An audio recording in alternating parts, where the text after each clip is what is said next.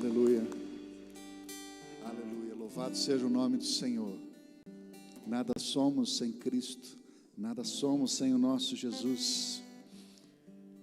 Como é bom descobrir isso, como é maravilhoso nós reconhecermos isso na nossa vida. Eu saio da igreja com a graça e a paz do nosso Senhor. Igreja, gostaria que nós pudéssemos estar meditando na palavra. Abra sua Bíblia em Efésios, capítulo 2, dos versículos 8 ao 10. Versículo 8 ao 10. Efésios, capítulo 2, versículo 8. Amém? Diz assim a palavra do Senhor: pois vocês são salvos pela graça, por meio da fé, e isto não vem de vocês, é dom de Deus, não por obras, para que ninguém se glorie, porque somos criação de Deus, realizada em Cristo Jesus, para fazermos boas obras, as quais Deus preparou antes para nós as praticarmos. Amém? Feche seus olhos. Pai, nós estamos aqui, Senhor, em adoração, estamos aqui, Senhor, com o nosso coração aberto, Pai, para tudo que o Senhor tem realizado neste momento. Pai, nós declaramos, Senhor, a nossa dependência, Senhor, e assim como nós entoamos esse cântico, Senhor, nada somos sem Ti. Nós declaramos isto esta noite, Senhor, nós nada somos sem o Senhor. O que seria de nós sem o Senhor? Pai, obrigado, Deus, obrigado porque o Senhor nos resgatou, obrigado porque o Senhor se entregou por nós na cruz, foi obra sua, Pai, e pela graça nós somos salvos, Senhor, pela tua maravilhosa graça o Senhor nos alcançou. Eis-nos aqui, Senhor, como igreja, fala conosco, toca, Senhor, em nossas vidas, Senhor, que o Senhor possa verdadeiramente, Senhor, abalar as nossas estruturas, para que o Senhor viva em nós, para que o Senhor nasça em nós, para que o Senhor, seja tudo em nós, Pai. Obrigado por tudo que o Senhor já tem realizado no seio desta igreja. Obrigado, Senhor, porque nós somos vasos nas Tuas mãos, e eis aqui, Senhor, vasos nas Tuas mãos, Pai. Que o Senhor venha nos moldar, que o Senhor venha trabalhar, Senhor, em nós, em nome de Jesus. Que a Tua igreja, a cada dia, ela seja pujante, porque é edificada, Senhor, através da Tua palavra, Senhor. Aqui é um exército, Senhor, que está sendo treinado, preparado, para que realmente o Senhor, Teu reino, venha a se expandir nesta terra, nesta cidade, neste estado, nesta nação, Senhor. Pai, eis-nos aqui, Senhor, envia-nos a nós. Esta, Senhor, a nossa declaração de amor a Ti, Senhor, esta a nossa oração, e nós o fazemos em nome de Cristo Jesus de Nazaré. Amém. Igreja, vocês podem se assentar. Que alegria estar aqui essa noite. Estou muito feliz pelo privilégio, pela oportunidade que Deus me concede de estar ministrando a palavra aqui essa noite. Queria mandar, antes de tudo, um beijo para minha filha que está lá em Buenos Aires. Ela disse que estaria assistindo online. Isabela, um beijo para você, Deus te abençoe muito, tá? Saudade está apertada aqui, mas eu creio que logo, logo estaremos juntos. E como é difícil ficar longe da família, dos filhos, eu fico imaginando a obra que Deus fez na nossa vida, quando muitas vezes nós abandonamos isso, quando muitas vezes nós damos as costas para aquilo que Deus realizou lá na cruz do Calvário. E Deus, Ele morreu lá naquela cruz, Ele se entregou naquela cruz, para gerar filhos, para que nós pudéssemos estar com Ele, para que nós pudéssemos estar próximo dEle, para que nós pudéssemos estar aos seus pés, para que nós reconhecêssemos verdadeiramente que nada somos sem Ele, e como é maravilhoso estar junto a Jesus. Mas muitas vezes nós nos desligamos disso, nós não somos sensíveis a isso, nós não percebemos a maravilha da salvação e o sacrifício de Jesus, e damos as costas para Deus, nos desligamos. Muitas vezes nós vivemos uma vida totalmente alheia àquilo que é a verdade da palavra de Deus. Não queremos saber, tem tantas coisas lá fora que nos chamam a atenção, tem tantas coisas lá fora que muitas vezes despertam a nossa atenção.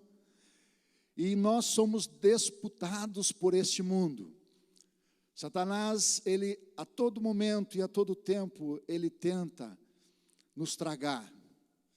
Ele tenta chamar a nossa atenção. Ei, Psyu, vem cá, olha que coisa legal. Olha que coisa interessante, o tempo todo. E muitas vezes nós perdemos o rumo, nós perdemos aquilo que é essencial, que é estar aos pés de Jesus, declarando para Deus: Senhor, eu não sou nada sem o Senhor. O Senhor é mais que o ar que eu respiro. O Senhor é o pão da vida, eu preciso me alimentar do Senhor. Eu preciso estar com o Senhor. Igreja, nós precisamos compreender isso. Eu queria meditar com os amados. Através dessa palavra nós compreendemos que a salvação é pela graça, e eu sei que vocês sabem disso. A salvação é pela graça, pela obra que Cristo fez lá na cruz. É algo que Ele nos trouxe, que Ele nos deu, que Ele nos concedeu, pelo seu infinito amor por nós, Ele se entregou naquela cruz. Mas nós observamos nessa passagem que lemos, que diz assim: porque somos criação de Deus, realizada em Cristo Jesus, para fazermos boas obras. Deus nos chama para fazermos boas obras. E muitas vezes nós estamos dormindo em relação a isso. Muitas vezes nós estamos totalmente desligados a tantos compromissos, a tanta coisa que nós podemos fazer.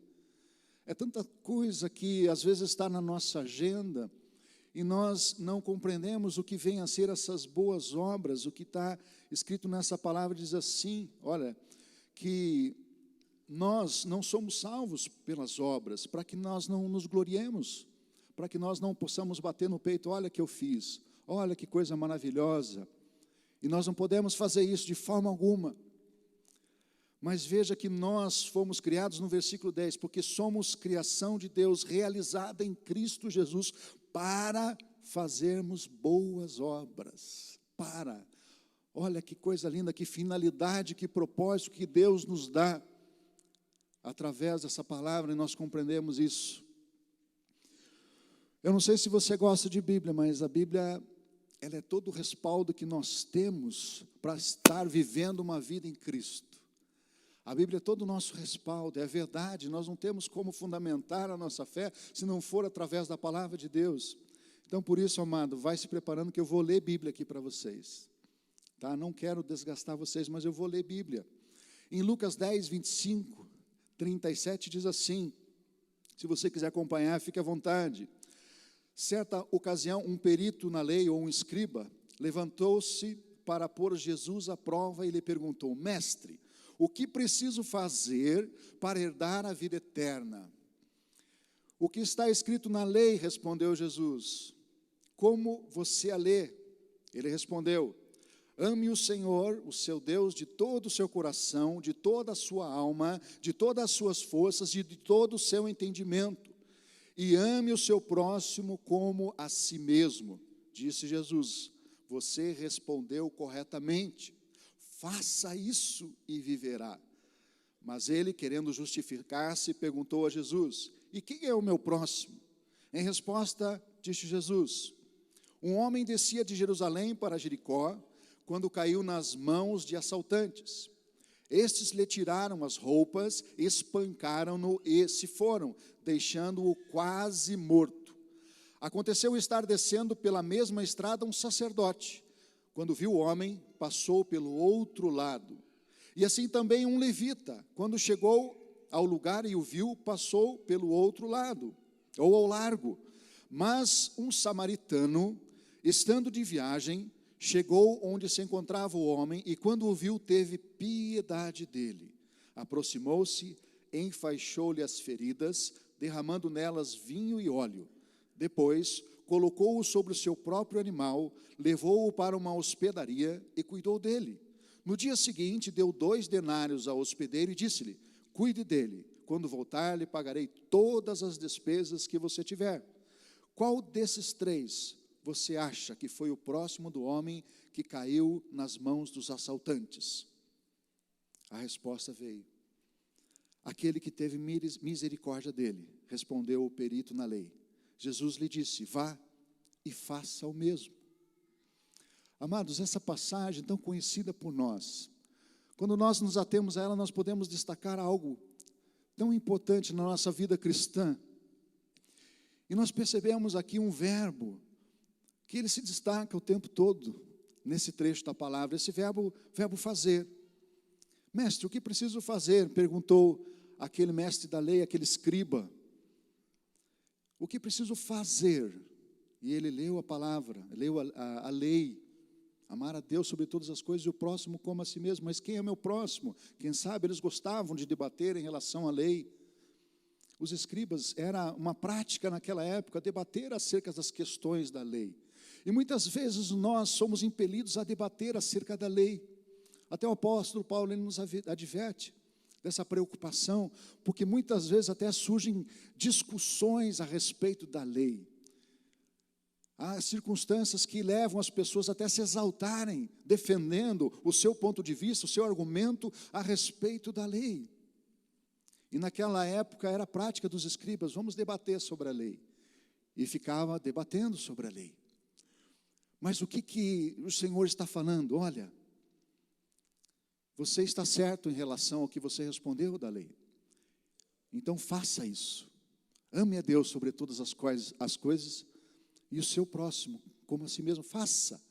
Jesus está falando para ele, faça, do verbo fazer. Faça, pratique isso na sua vida e você viverá. Agora, aquele homem talvez, eu estou num debate, eu quero pegar Jesus.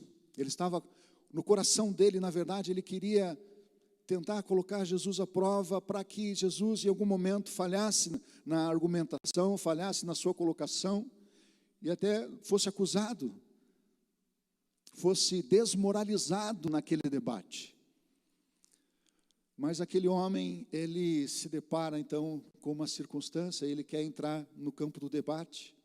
Quem é o meu próximo? Vamos debater, vamos dialogar a respeito da sua palavra.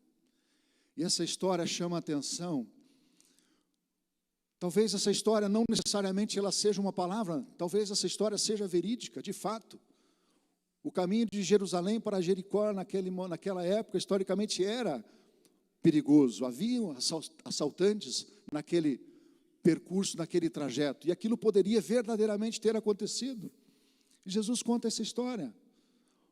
Um sacerdote e um levita passaram diante de uma necessidade e simplesmente foram para o outro lado. Simplesmente se afastaram da necessidade. Não deram atenção àquele homem que estava quase morto.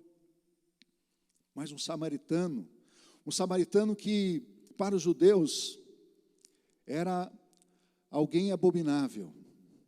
Os judeus odiavam os samaritanos por questões religiosas, históricas, culturais. Eles simplesmente não aceitavam os samaritanos como pessoas dignas. Mas foi justamente aquele samaritano que teve compaixão daquele homem que estava quase morto. E não só teve compaixão, olha quanta coisa ele fez. E se a gente for salientar nesse texto, veja bem, ele enfaixou, ele derramou ali vinho e óleo, ele colocou aquele homem sobre o seu animal e levou para a hospedaria. E não só deixou lá, ele cuidou. E aí também ele fez outra coisa, ele deu 2 denários na hospedaria. E é interessante que, além de dar, ele disse assim, eu vou voltar. Quanta coisa esse samaritano fez. E aquele douto na lei, aquele especialista na lei, aquele escriba, ele teve que reconhecer que quem teve misericórdia, que quem realmente considerou aquele homem foi o samaritano.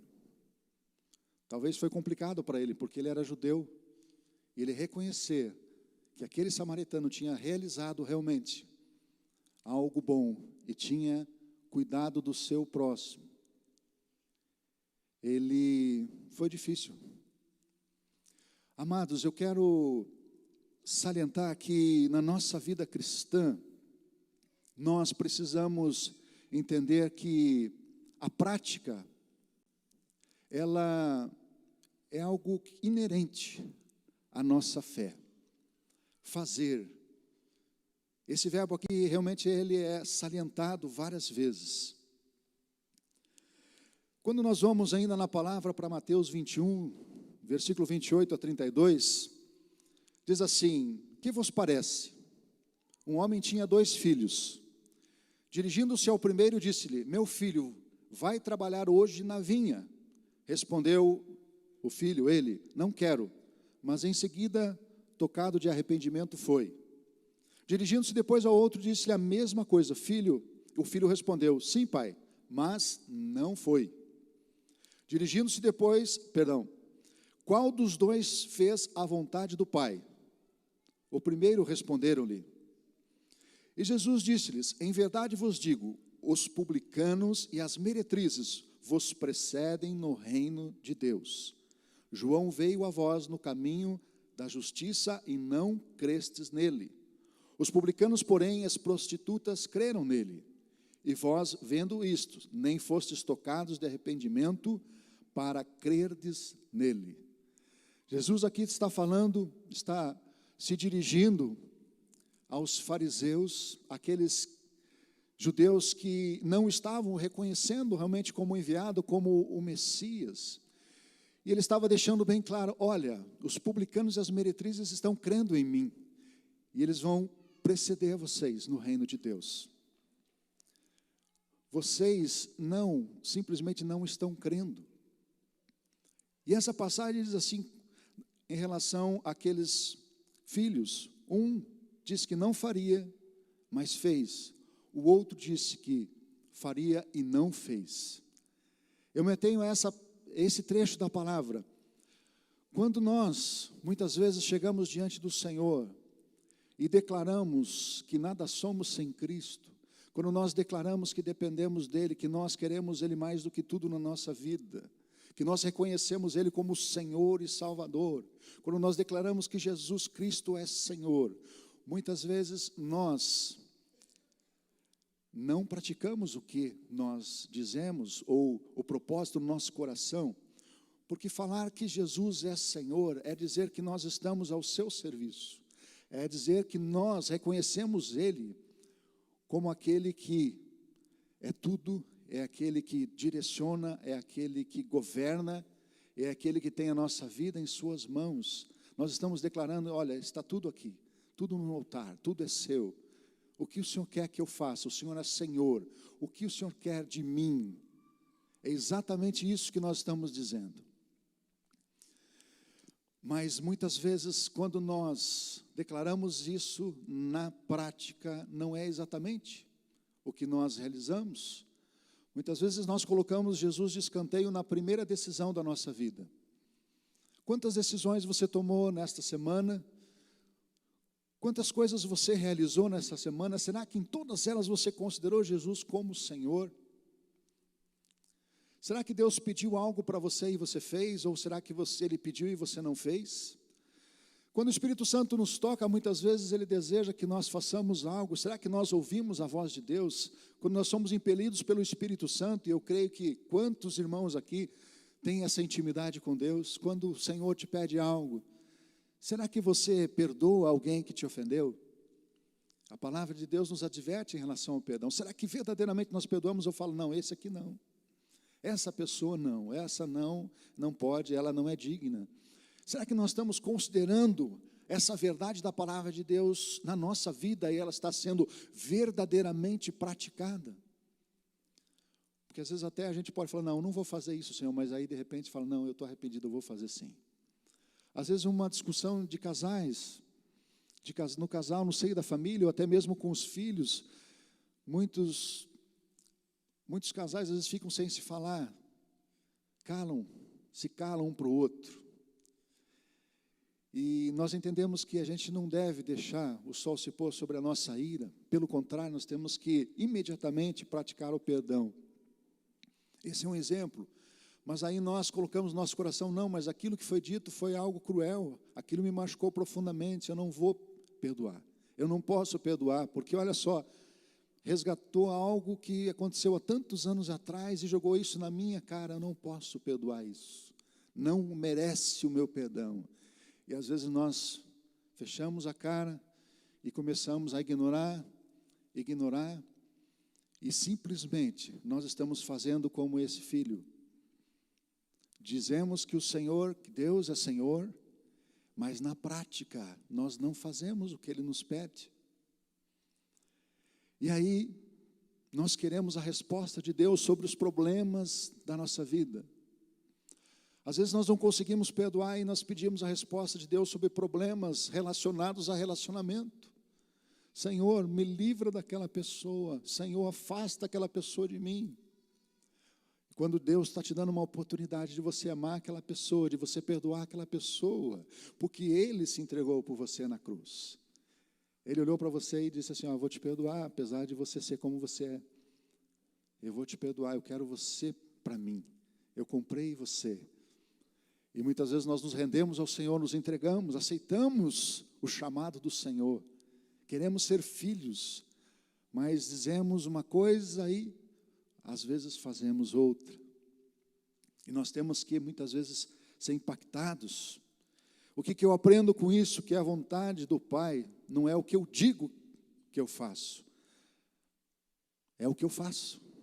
Cumprir com a vontade do Pai não é o que eu digo, mas é o que eu verdadeiramente na prática eu faço. Mais adiante na palavra da igreja, Mateus 25, 31 a 46 diz assim, e quando o Filho do Homem vier em sua glória, e todos os santos anjos com ele, então se assentará no trono da sua glória, e todas as nações serão reunidas diante dele, e apartará uns dos outros, como o pastor aparta dos bodes as ovelhas. E porá as ovelhas à direita, mas os bodes à esquerda.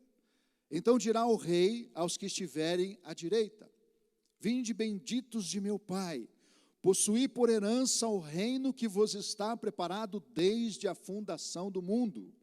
Porque tive fome, e destes-me de comer, tive sede, e destes-me de beber, era estrangeiro e hospedaste-me, estava nu e vestistes-me, adoeci e visitastes-me, estive na prisão e foste me ver.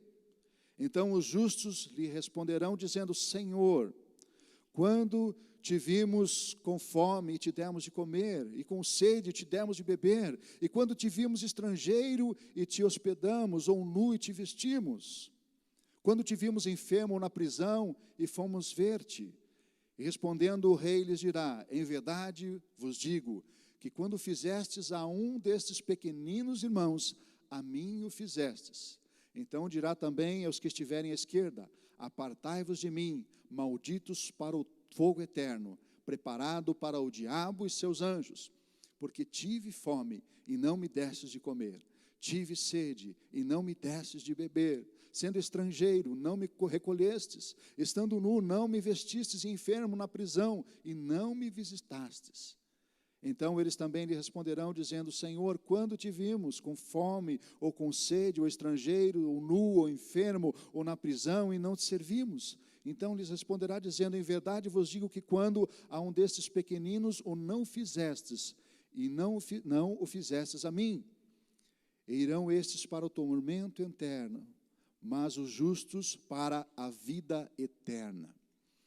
Essa palavra, amada igreja, ela parece ser tão dura, ela parece ser difícil para nós, e nós começamos a observar que algo é despertado aqui, algo é colocado muitas vezes à prova na nossa vida, é a reação à nossa fé, a reação ao sacrifício de Jesus, a reação àquilo, a obra redentora do Senhor na nossa vida. O que nós fazemos com a obra de Jesus Cristo, com a cruz? O que nós fazemos com o Senhor crucificado? Como que nós reagimos a esse tamanho sacrifício, a esse tamanho amor? Como que nós nos posicionamos em relação a isso? E nessa passagem nós percebemos que aqui está se separando os bodes das ovelhas.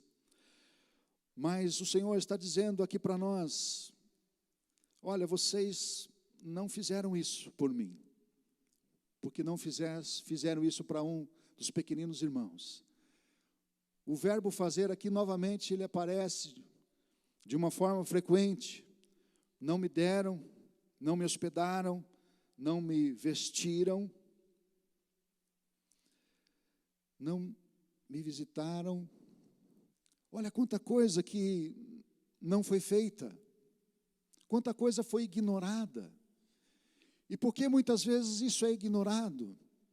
Porque muitas vezes nós recebemos o melhor da vida, que é Jesus Cristo, e acabamos esquecendo aquilo para o qual nós fomos feitos, que, como nós lemos em Efésios, as boas obras. Nós temos o melhor. Nada daquilo que você possa conquistar nessa vida é melhor do que aquilo que você já recebeu de graça, que é Jesus Cristo. Nada. Você pode trabalhar dia após dia arduamente e conquistar grandes coisas, bens materiais, pode realizar todos os seus sonhos, quem sabe as viagens que você quer, comprar a casa dos sonhos, o carro dos sonhos. Você pode fazer tanta coisa com a sua vida, pode almejar tanta coisa, mas eu digo para você assim, nada disso se compara a Jesus. Aquilo que você ganhou de graça, nada, nada. Se você estiver numa mansão e Jesus não estiver lá, terrível, que solidão, é cruel. É cruel você perceber que você tem uma casa linda, maravilhosa, cheia, que você pode receber amigos, que você pode estar rodeado de pessoas, e você sentir um vazio enorme, tremendo na sua vida. Você sentir que está só, porque você não tem o melhor. Você não tem Cristo na sua vida. É terrível você estar dentro de um carro de luxo, quem sabe é o carro dos teus sonhos, e você comprou aquilo achando que aquilo ia te dar prazer. Talvez você ande 1, 2, 3 vezes, na quarta vez aquilo perdeu a graça. Na quarta vez, quem sabe você já não sabe nem por que você comprou aquilo. Você estava tentando preencher, quem sabe, algo que faltava. De repente você está passando uma dificuldade muito grande. Quem sabe você não tem recurso para comprar aquilo que você precisa, talvez até uma necessidade. Amados, quando nós temos Jesus, nós sabemos que Ele é o nosso provedor, nós sabemos que Ele pode todas as coisas, que o recurso está em Deus, que o recurso vem dEle, e nós podemos aquietar o nosso coração e descansar nele, e sossegar no Senhor, independente da circunstância. Mas muitas vezes, o Senhor está nos falando, e o que você vai fazer, se você tem, ou se você não tem?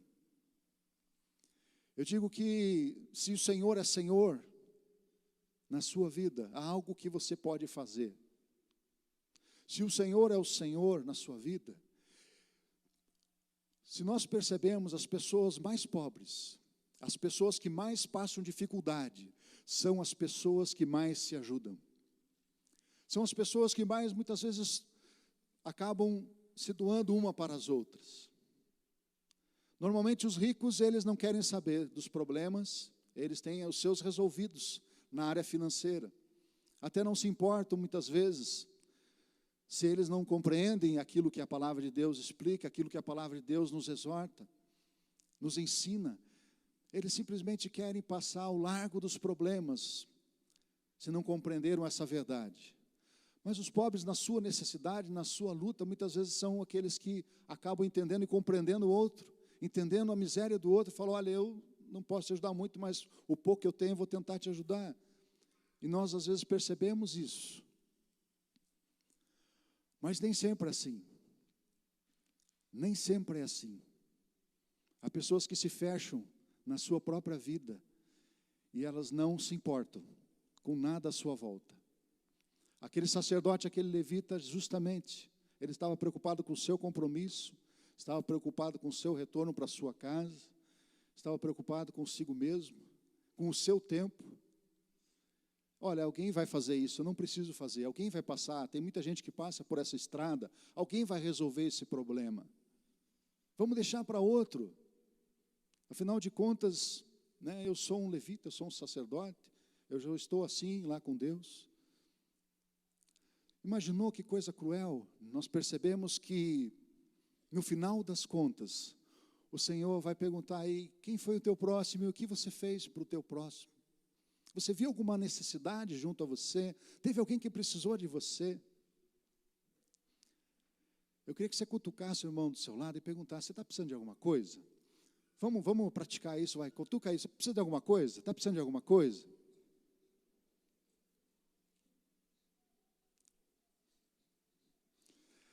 Sabe, às vezes nós não perguntamos, tem gente que não fala, tem gente que esconde os seus problemas.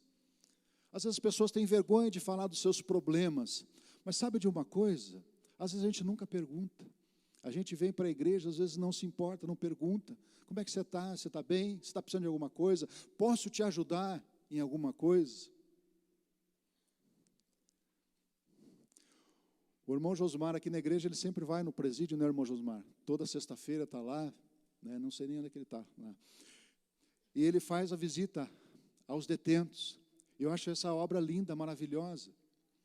Porque, sabe o que você aí, alguém que não pode sair do lugar? Sabe o que você aí, alguém que está encarcerado, alguém que está preso, ele não pode vir para ouvir a palavra do Senhor. Muitas vezes as pessoas negligenciam o privilégio de poder vir à igreja, num domingo.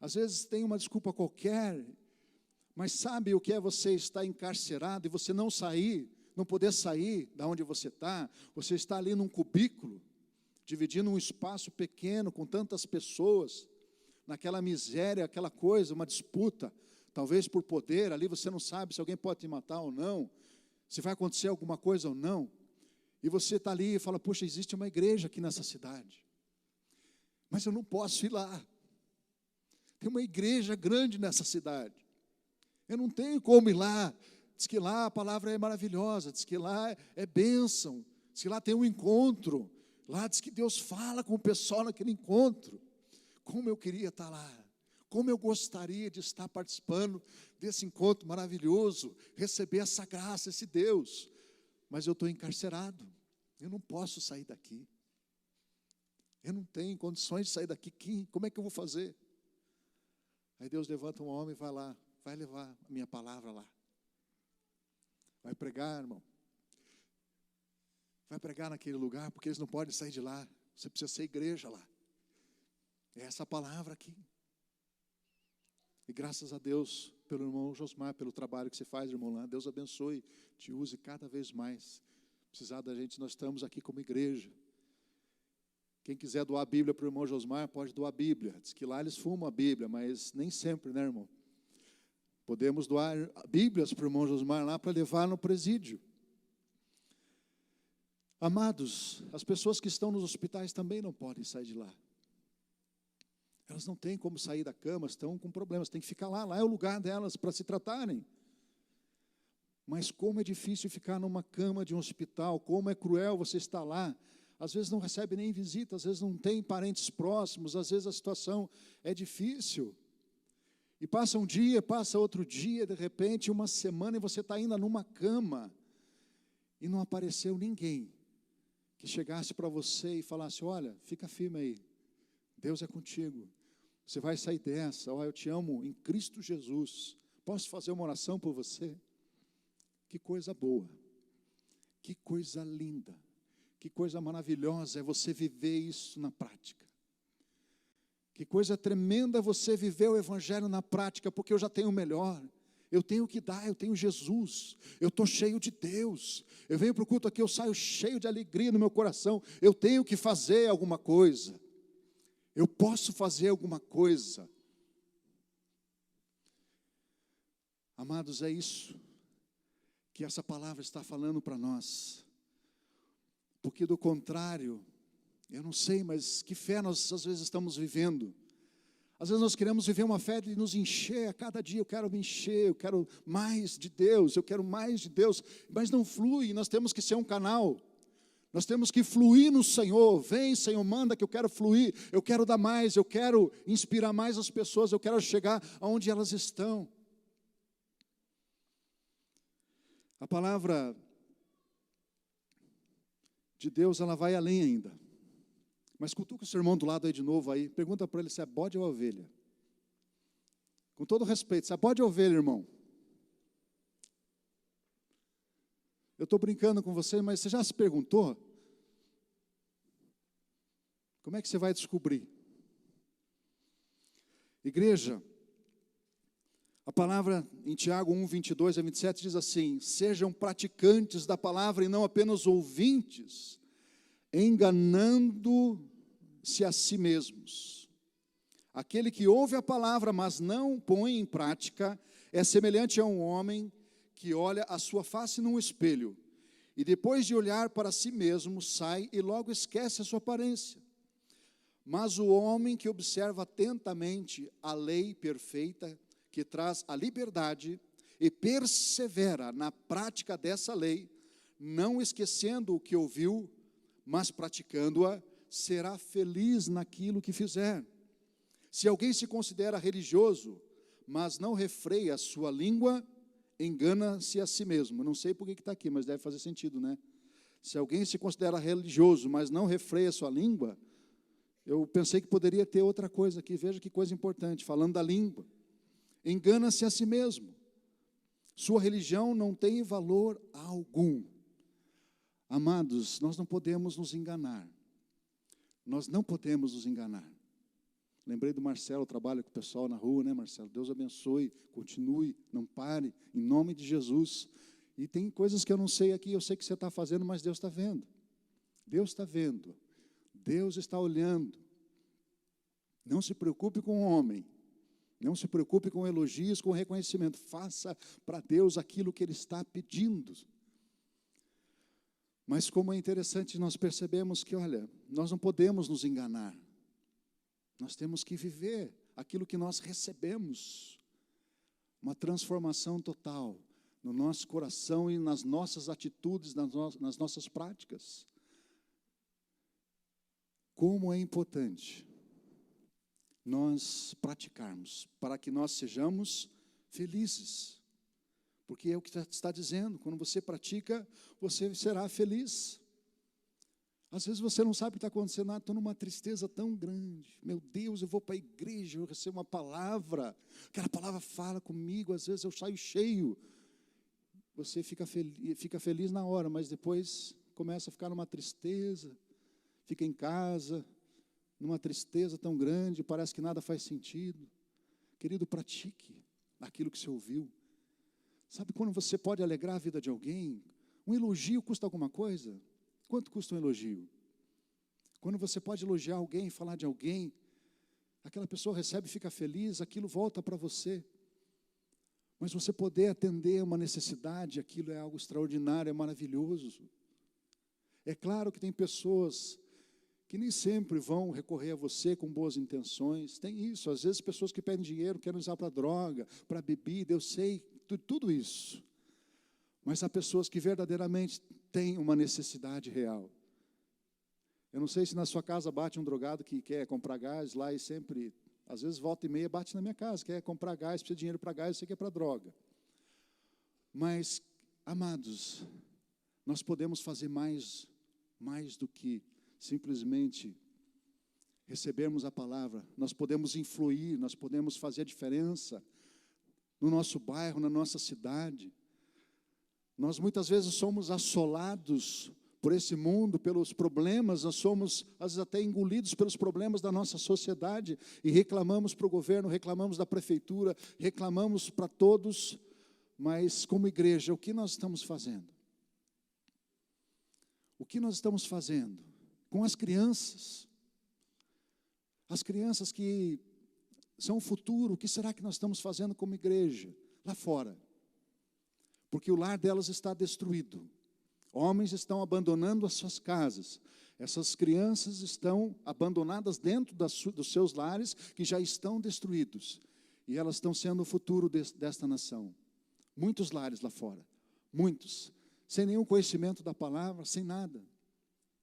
Sem nada. Mães que não querem saber dos seus filhos, largam os seus filhos.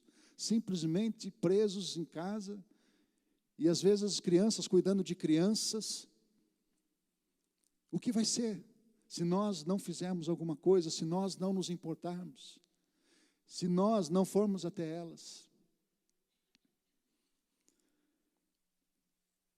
Que nós sejamos verdadeiramente praticantes, é essa palavra, esse despertamento, né?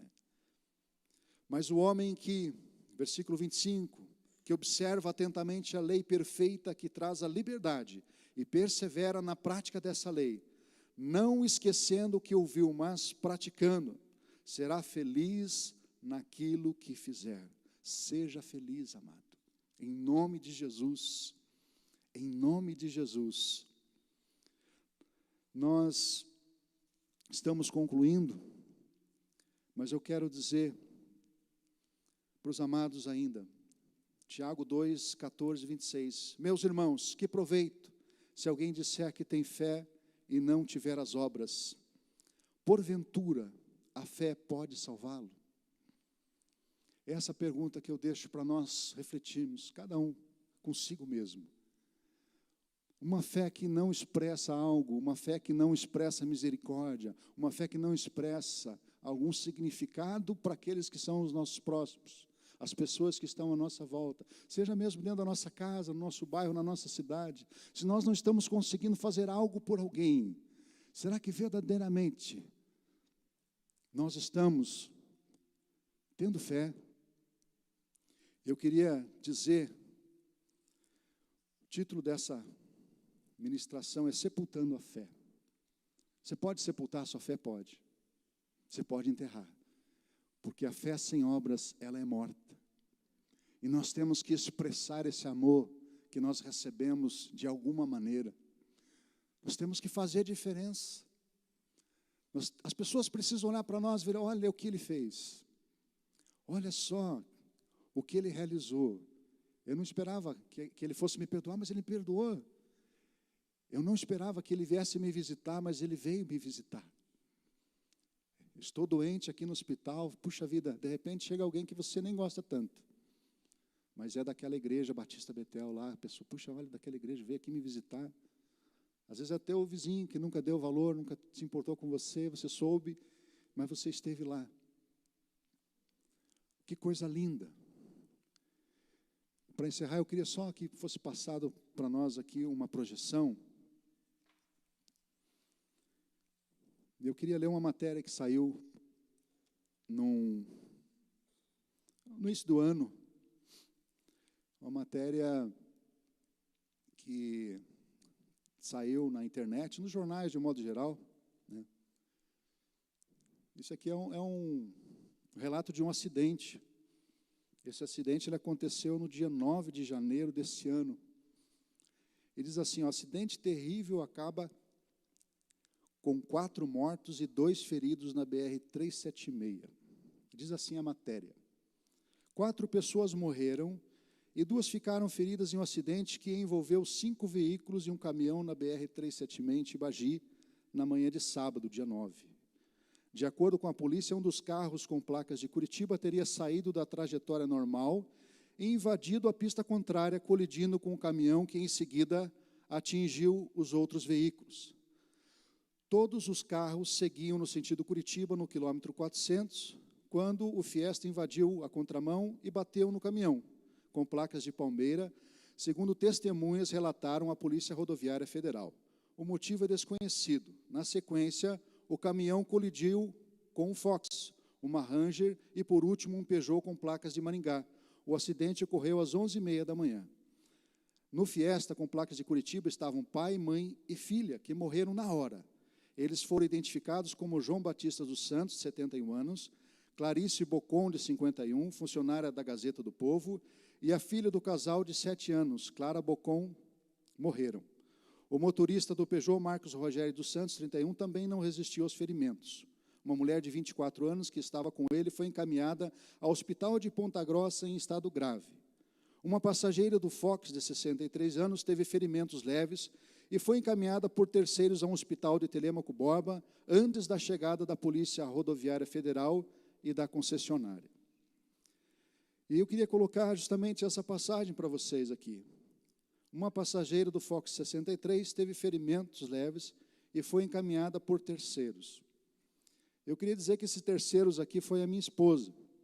E ela estava passando, naquele momento, naquele local, e ela parou, tentou ajudar aqueles que ainda estavam vivos. Ela tinha um kit de primeiros socorros ali na mão, e ela pôde ajudar aquelas pessoas que ela conseguiu. E naquele momento ela falou, olha, vamos tirar as crianças daqui, porque elas estão assustadas, porque o acidente foi terrível, uma batida de frente foi muito cruel. Vamos levar essas pessoas para Telêmaco, e essa senhora também que estava ferida, ela trouxe para o hospital. Aí deixou no hospital, levou as crianças, os familiares para a nossa casa, e ela ali fez almoço para eles, e ficou praticamente quase o dia todo com eles, cuidando daquelas pessoas. Eu não estou dizendo isso aqui para exaltar, né? Eu não estou dizendo isso aqui simplesmente, mas Deus me tocou forte no meu coração, porque foi algo que mexeu comigo profundamente, o quanto ela se dedicou naquele acidente. E muitas pessoas nesses acidentes, é interessante quando acontece, elas passam filmando com o celular. Muitas pessoas passam tirando foto. Muitas pessoas olham ali, passam e simplesmente, puxa vida, mais um acidente que está atrapalhando o nosso trajeto.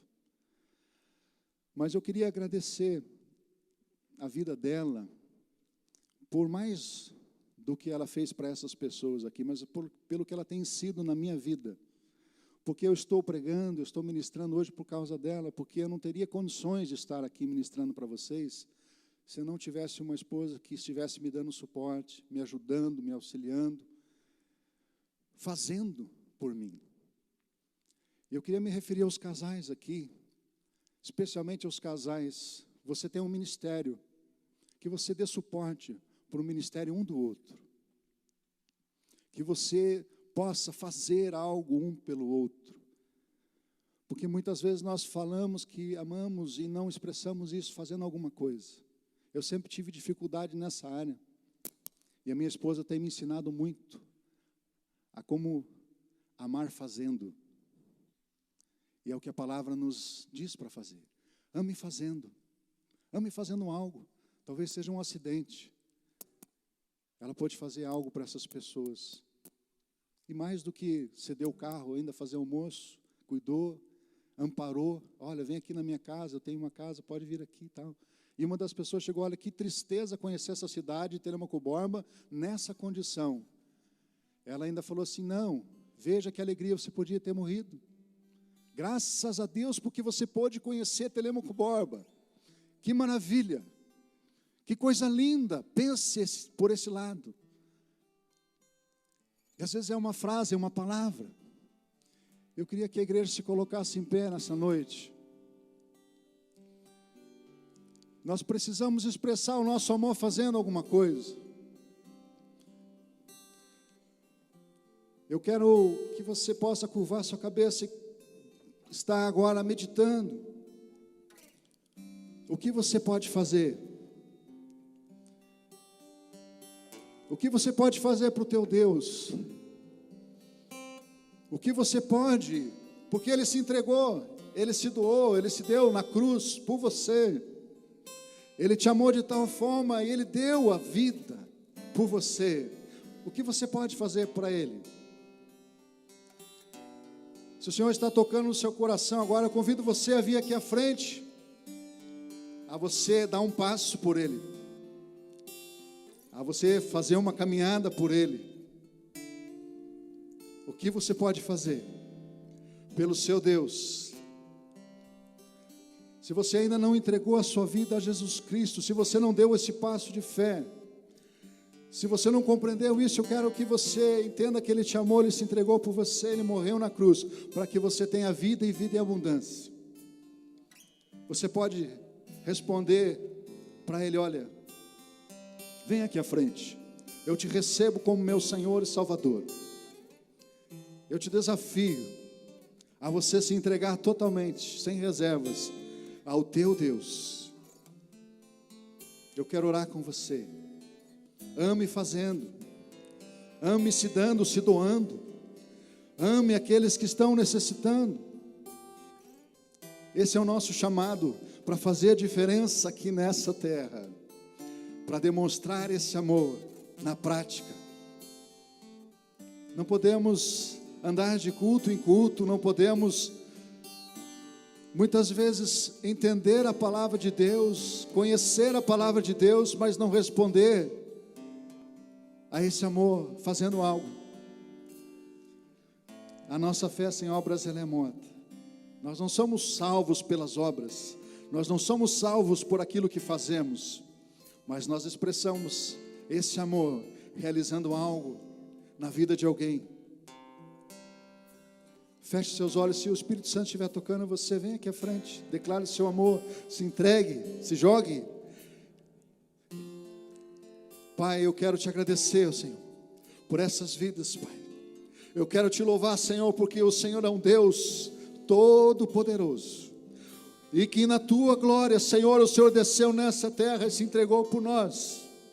Na tua glória o Senhor desceu nessa terra, o Senhor veio e se derramou pelas nossas vidas.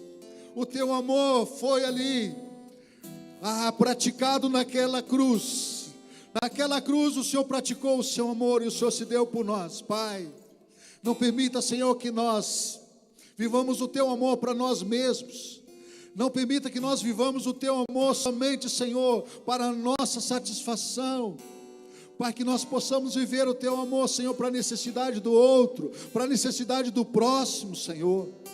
Pai querido, eu te louvo e te agradeço, porque o Senhor tem suprido tudo, Senhor, na nossa vida, as nossas necessidades. O Senhor tem se alegrado, Senhor, quando nós podemos dar um passo. Quando nós podemos dar um passo de fé, mesmo às vezes, Senhor, nas circunstâncias mais difíceis, em direção ao nosso próximo. Pai querido, eu te agradeço, Senhor, porque aqui é uma igreja, Senhor, é uma igreja que ama. Pai, nós queremos, Senhor, declarar isso, Senhor, com as nossas atitudes, declarar isso, Senhor, com os nossos braços, com as nossas pernas, que nós possamos visitar os enfermos, Senhor, os necessitados, os encarcerados, ó Deus. Pai, que nós possamos amar aqueles que nos odeiam, Senhor, em nome de Jesus. Pai querido, eu quero te louvar, Senhor, pela obra que o Senhor tem feito, Senhor, em nossas vidas. Sem ti nós nada somos. Sem ti, Senhor, não vale a pena viver. Sem ti, Senhor, não faz sentido, Pai, passarmos por essa terra, Senhor. Pai, não entendemos o teu propósito, não entendemos a tua mensagem, não entendemos que o Senhor podia, Senhor, ter negado a cruz, mas o Senhor não negou a cruz, o Senhor se entregou. Oh Pai, obrigado, Senhor, em nome de Jesus. Toca assim, Pai, toca assim pessoas aqui, Senhor, que talvez endureceram o seu coração pelas circunstâncias, Pai. Talvez, Senhor, pararam e não querem mais saber, Senhor, não querem mais dar um passo de fé, Senhor. Talvez foram feridas, foram decepcionadas. Que o Senhor venha e tome mesmo com o teu Espírito, realiza um milagre, Senhor, que possamos, Senhor, sair, Pai, sair das quatro paredes, ó Deus, simplesmente, Senhor, ministrando o teu amor, Pai, através, Senhor, de gestos, atitudes, ó Pai, em nome de Jesus. Eu te agradeço, Senhor, em nome de Jesus Cristo de Nazaré, por tudo que o Senhor tem realizado, por tudo que o Senhor tem feito nesta igreja. Obrigado, Pai, em nome de Jesus.